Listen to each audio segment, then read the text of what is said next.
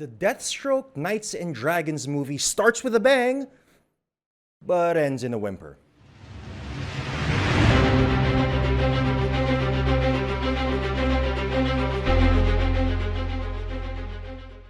Hey everybody, AAA here, and today I am reviewing Deathstroke Knights and Dragons, the brand new DC animated movie.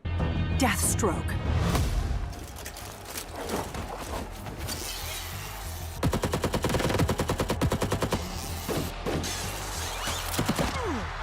Interesting thing about this one, though, is it wasn't originally a movie. Rather, it was originally a series of short films that showed online on the CWC, which I know extremely little about. So when this dropped, I was aware of it, but had no idea how to watch it back when it started in January. So when the news came later on that the 12-episode short film animated series would be compiled into a single animated film, I sort of rejoiced because now I had a more convenient way of watching it.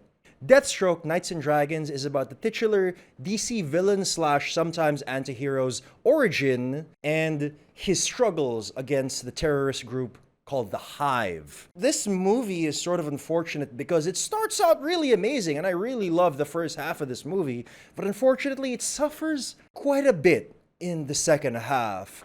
And this is primarily due to the pacing. The first half of the movie has really amazing pacing for an action movie.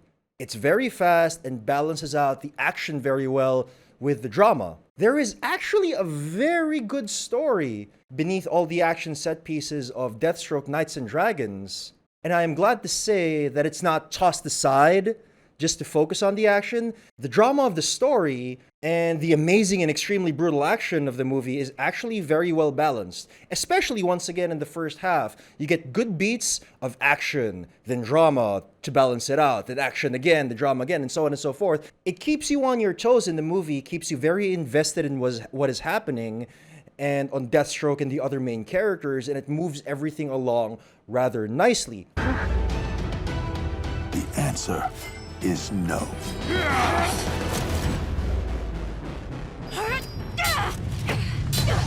Unfortunately, this kind of goes to a full stop somewhere in the second half where the movie becomes way more imbalanced in that it becomes mostly drama with some action. So I could characterize the first half of the movie as a really good action film with a really good story. The second half I can characterize more as a heavy family drama with some action here and there. And you feel this shift in tone and pacing very much and quite abruptly. And it really throws everything off balance and makes the movie much less enjoyable than it should have been. Now, once again, I really like the story of this movie. All of the family drama is, I think, very smartly written. And Deathstroke struggles with his inner identity crisis, which I found interesting because Deathstroke is typically portrayed as this cold, calculating villain that is perfect in his schemes and has everything very well planned ahead. He's literally an evil Batman in a lot of his portrayals, but here he's a very flawed family man who has no idea which he wants more in his life. His job, which is being an assassin mercenary. It's a pretty cool job for this sort of character. Or a devoted family man. He wants both very much, but has no idea how to balance that out. And so both of those goals suffer very much in the end. But you're a mercenary. And the people that you love have paid a terrible price. Which, come to think of it, mirrors the execution of the movie, unfortunately. The movie has no idea if it wants to prioritize the awesome, brutal, and very well executed action versus the intense family drama and inner struggles of its main character. And again, because of this approach, it really suffers in the end.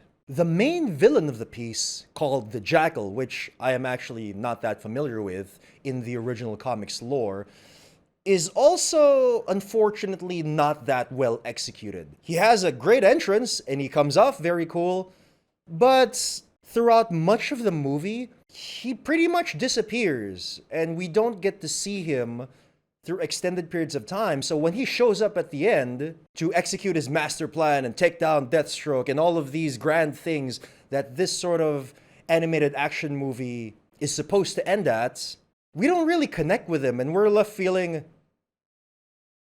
this guy again? What's he gonna do? So he's not a great villain because the movie spends extremely little time developing him, plus it never shows his face. He literally never takes off his helmet. Here, his face is covered completely like Spider-Man, so he has no facial expressions or anything like that throughout the entire movie to accompany his extreme lack of backstory. And so we're left with a villain that is really just a set piece. He's just another obstacle for Deathstroke to shoot his way through or slice apart. And it's just unfortunate because this sort of underwhelming villain really makes the second half of this movie suffer even more. Where's my boy? Where's Joseph? Will you join Hyde?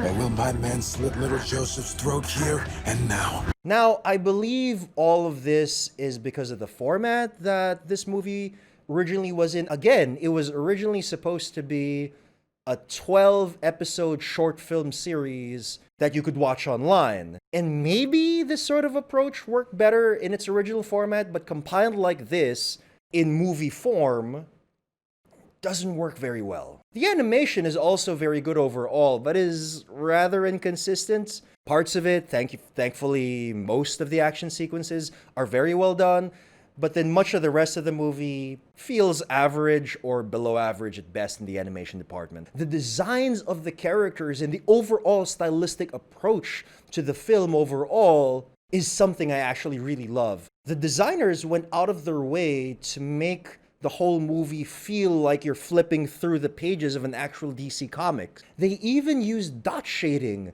very well throughout the piece. It doesn't feel out of place, and when you see it, when you notice it, it actually makes the whole movie come alive even more. It makes everything look cooler and makes you appreciate the source material of the comic books. Unfortunately though, awesome dot shading and great character designs and some really well executed action sequences that are once again extremely brutal and really make the most out of the R rating of this movie are unfortunately not enough to save it in the end. And so I have to give Deathstroke Knights and Dragons a 6 out of 10.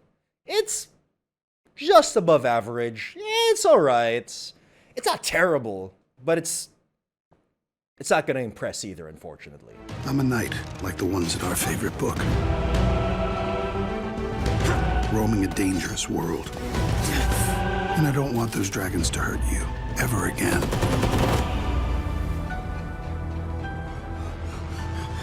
What did you guys think of Deathstroke Knights and Dragons? Did you love it? Or did you hate it? Let me know in the comments below. And this has been Asian Action Actor. If you liked my review of Deathstroke Knights and Dragons, please click like down below and subscribe to see the rest of my awesome content. While you're here, you might want to see the other movie reviews that I have already done on my channel.